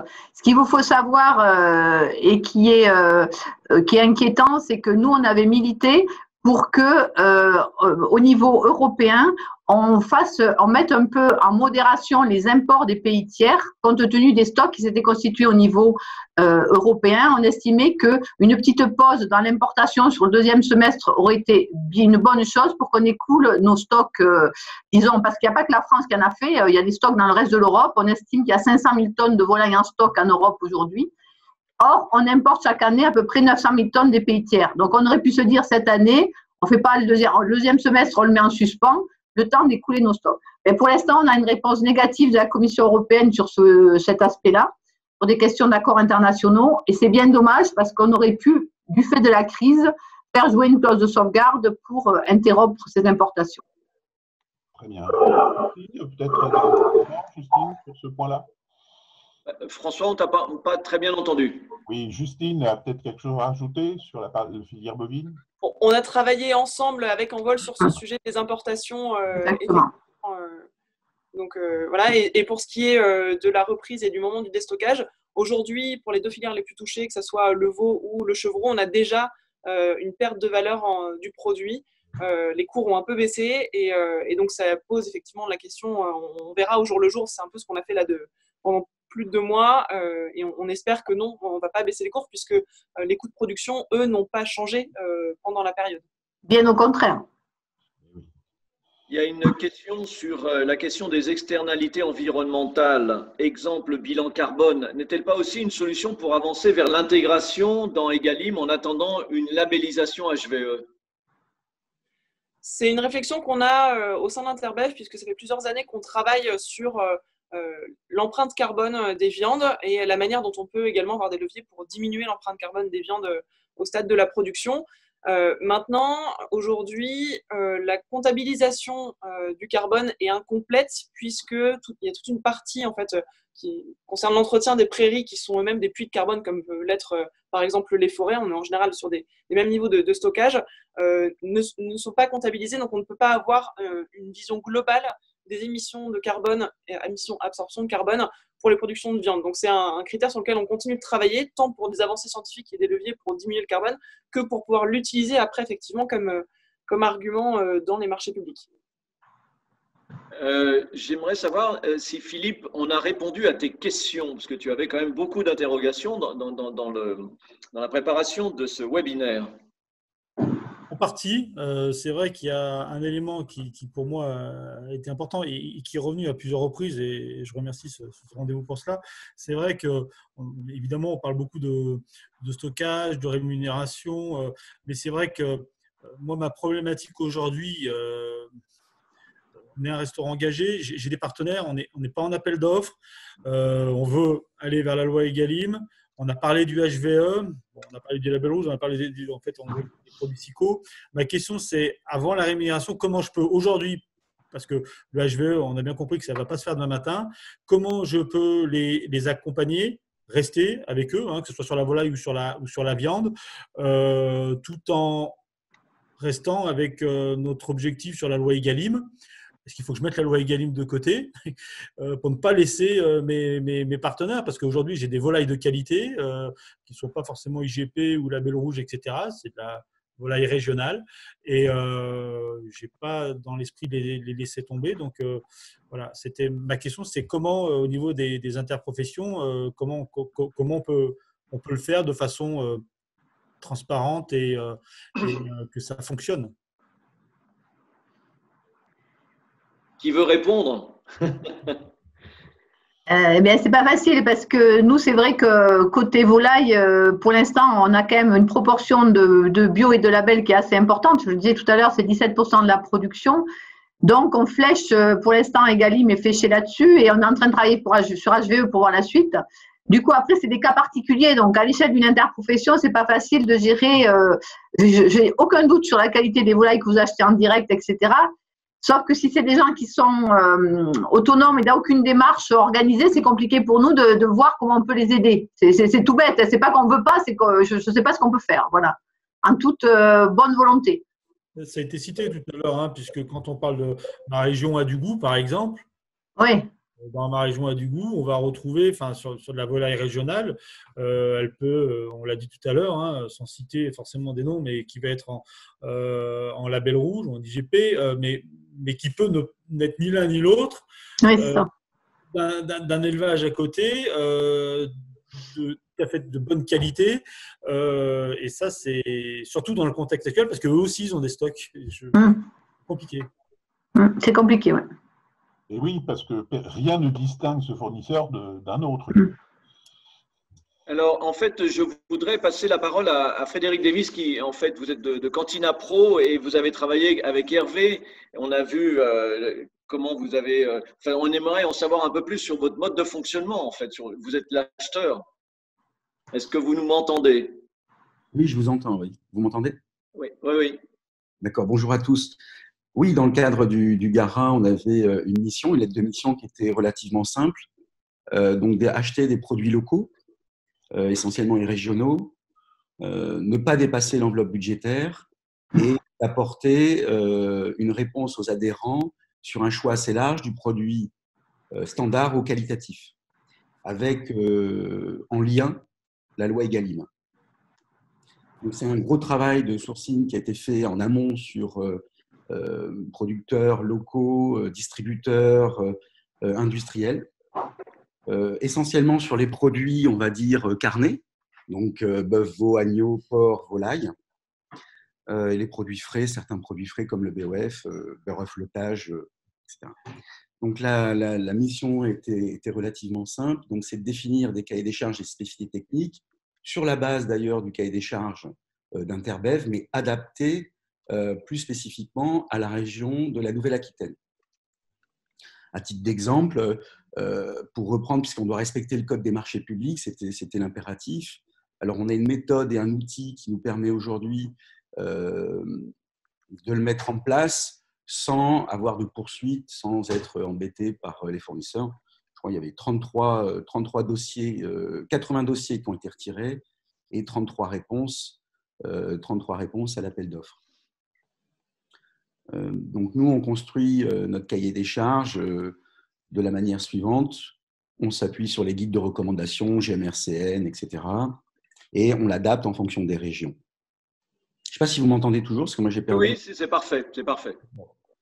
Donc, ce cahier des charges, ensuite, on construit un bordereau de prix unitaire et on demande aux fournisseurs, alors, sans rentrer trop dans les détails, hein, mais dans notre méthode, on part du principe, alors on a demandé à des juristes, à des préfets, et on l'a déjà éprouvé sur notre marché également, que les fournisseurs nous indiquent l'origine née, élevée, abattue pour les produits de volaille, compliqué pour le porc, notamment sur la notion de naissance, mais sur le bovin, l'ovin, c'est faisable. Et sur la volaille, on a demandé simplement, effectivement, né et transformé dans quelle région. Donc, le fournisseur remplit pour chaque ligne et on attribue des points, des critères de choix. Et ce qu'on met en contexte, c'est qu'on souhaite auditer et visiter ces abattoirs ou ces lieux de transformation. Et donc, on attribue des points par pondération sur le poids de la ligne par rapport à l'ensemble du poids du lot, et ce qui nous donne un total de points et ce qui va définir le classement des offres et aller dans le sens des critères de choix. Donc voilà comment on a construit. Bon, c'est assez complexe au niveau des calculs, mais on a aujourd'hui mis en place un outil et une méthode avec, sur la demande d'Hervé Garrigue d'ailleurs, hein, sur une base qui nous avait communiquée à l'époque, et on l'a retravaillée pour qu'elle soit, on va dire, plus légale. Voilà. Donc, acheter, c'est une horlogerie très précise.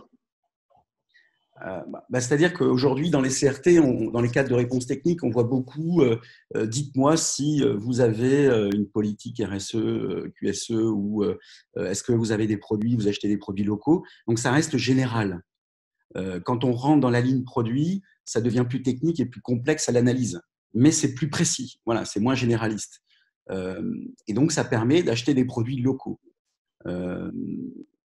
Aujourd'hui, dans le contexte de la loi Egalim, nous, on est parti sur le principe de dire c'est le pouvoir adjudicateur qui détermine oui ou non si ce produit est, en attendant que le HVE, HVE1, HVE2, HVE3 rentrent dans le principe de la loi Egalim, c'est de dire, voilà, le pouvoir adjudicateur, en fonction des critères de choix qu'on a mis en œuvre, est-ce qu'il autorise ou pas ce produit en externalité environnementale ou en achat durable? La réponse, c'était oui ou non, en fonction des informations que le fournisseur nous avait transmises. Voilà, c'est comme ça qu'on a classifié les offres, avec le consentement, bien évidemment, du pouvoir adjudicateur et donc du CH de Dax. Voilà. Merci beaucoup pour ce témoignage. Peut-être la dernière question, on a débordé un tout petit peu par rapport au temps. J'espère que nos invités peuvent encore patienter un tout petit moment. Voilà, sait-on justement chiffrer le surcoût moyen kilo ou pourcentage pour une collectivité de l'utilisation de viande française versus viande européenne? Alors nous, on a un calcul, si je peux vous aider, qui est plus global, qui dit en gros pour le scolaire, quand on part de zéro avec la loi Egalim, c'est-à-dire qu'on n'a pas du tout de produits bio, de labels, de SICO, ça coûte 30% plus cher. Quand on a 10% de produits bio, ça coûte 17% plus cher. Et quand on a 10% de produits bio et 10% de labels, ça coûte 13% plus cher. Voilà. Après, sur la notion de viande fraîche, viande surgelée, il faut associer ce que dit Hervé Garrigue, des cuissons basse température avec des produits race à viande ou des produits de meilleure qualité, ce qui va baisser le pourcentage de perte avec les cuissons basse température et la compensation au label rouge. On aura toujours un prix légèrement supérieur, mais pas autant qu'en cuisson classique. Voilà. Merci beaucoup. Hervé, tu voulais ajouter quelque chose?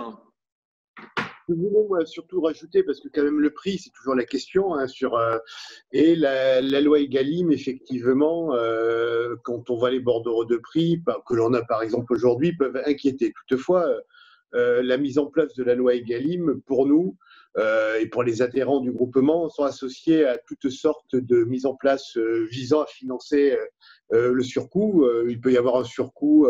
Il a été demandé par Restauco et la FNH une hausse de 1 euro de l'ensemble des budgets, ce qui semble quand même assez improbable. Et je ne pense pas que moi, en tant qu'ingénieur hospitalier et aux achats, j'aurai 1 euro de plus dans mon budget, ni l'ensemble du monde. Donc, en fait, il y a quand même des actions pour financer cette transition et mettre les professionnels devant leurs responsabilités quant au traitement sur le gaspillage alimentaire, qui représente à peu près en moyenne 30% et qui à lui seul peut financer, s'il est bien mis en place, mais enfin ça reste compliqué d'aller au bout, peut financer la loi Egalim. Il y a aussi les cuissons de nuit, il y a aussi la mise en place, et bon c'est dommage pour Interbev d'en parler, mais des alternatives végétales où on doit mettre des repas sans viande, c'est le cas pour les écoles, c'est le cas pour l'ensemble des prestations, ou pour le soir, pour l'ensemble des services de médecine et autres, et on met 2 repas sans viande, où c'est tout à fait, il ne s'agit pas de faire manger des racines aux résidents, mais de faire les choses sans viande, et ça réduit effectivement, et ça amène du financement, et ça rajoute effectivement